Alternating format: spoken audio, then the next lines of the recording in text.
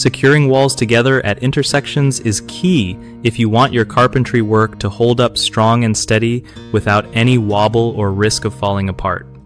So, like when you're putting two walls together, the easiest way is to overlap the top plates. That's the horizontal boards on top of the studs.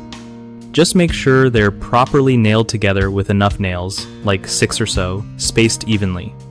If you can't do overlapping plates, you can grab some LTP4 connectors.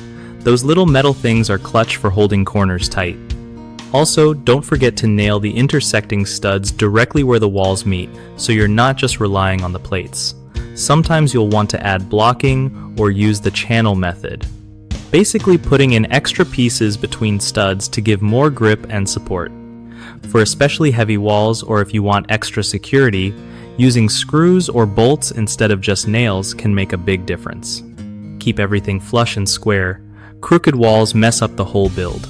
Lastly, always double check with a level or square before locking everything down so your walls aren't leaning or twisted.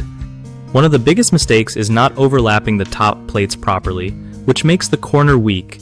To fix it by making sure the plates extend past the intersecting wall by at least 1 stud length. Another common issue is skipping, blocking, or channel supports at the joint, leading to wobbly intersections. Just add those extra pieces between studs to lock everything in place. Lastly, relying only on nails without considering screws or bolts can cause loosening over time, especially with heavy loads. Swap in screws or bolts for a firmer hold and less chance of shifting. BigHomeProjects.com is awesome for hooking homeowners up with trusted local contractors who actually know their stuff for these kinds of carpentry jobs.